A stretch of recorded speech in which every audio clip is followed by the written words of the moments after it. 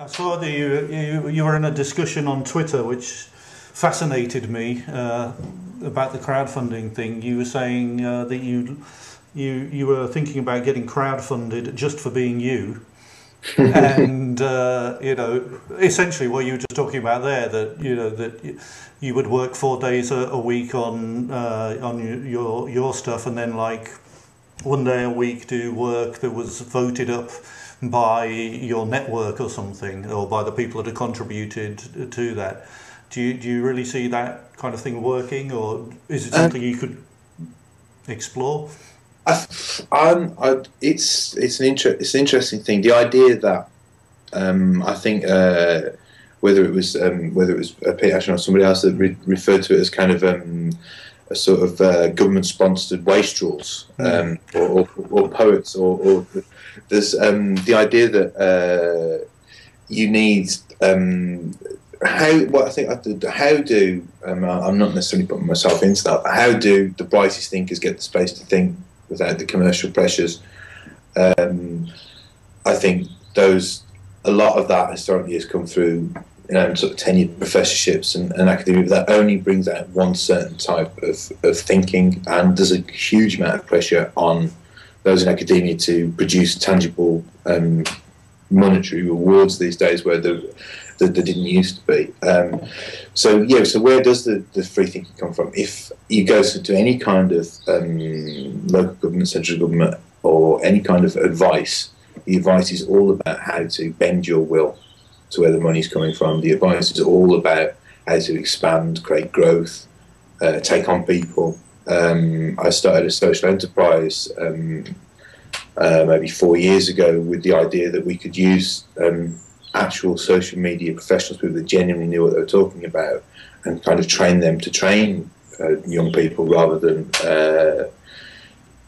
teaching trainers a syllabus, because the idea was that this age stuff moves so fast that you can't teach it unless you're there and you're doing it. You can't have down a syllabus, you have to write down the abstract.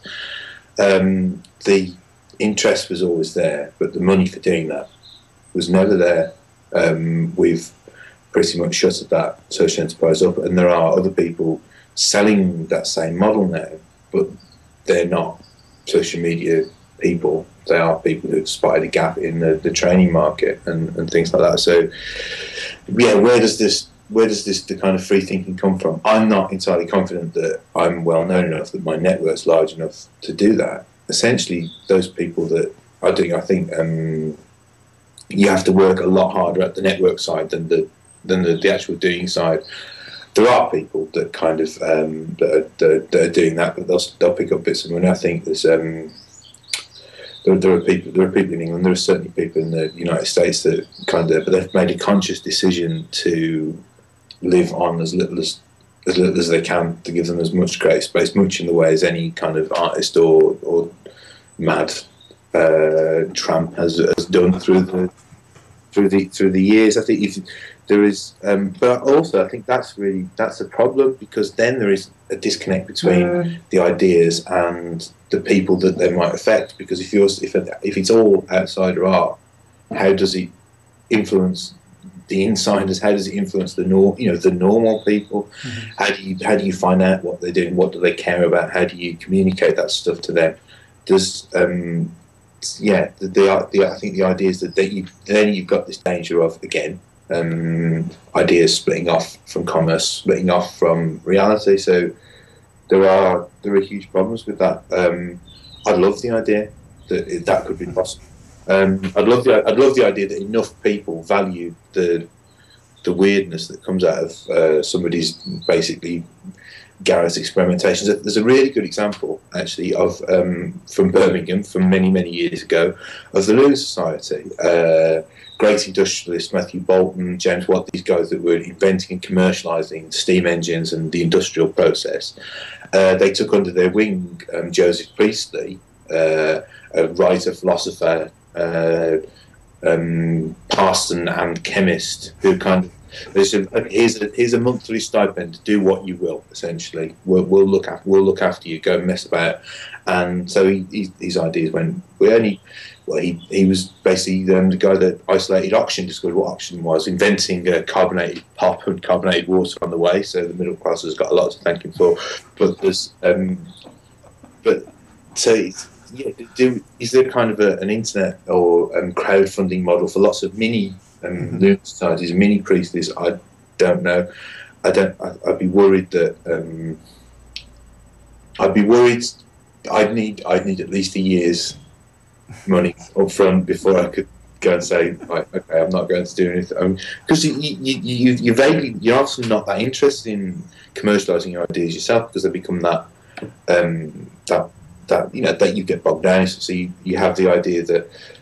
So, for example, I came up with a supposedly patentable idea about sharing parts of video or audio clips, which is kind of the basis for a reason a company called Civico Live that does democracy streaming exists now.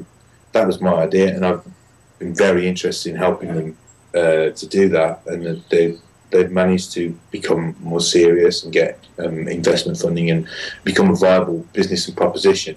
And I'm really pleased about that, because they know that a bit of it was my idea, and I'm not necessarily going to get huge amounts of money out of that, but the credit at least is there, rather than me standing up and saying this at an unconference or saying it or blogging it online and people just taking it and going off and doing it, which has happened to me and others I know lots of times.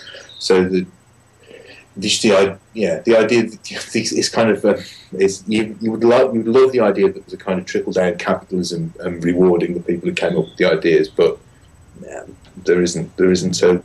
So is there a kind of trickle up kind of internet socialism, perhaps for a few people? I don't know how many people it could sustain.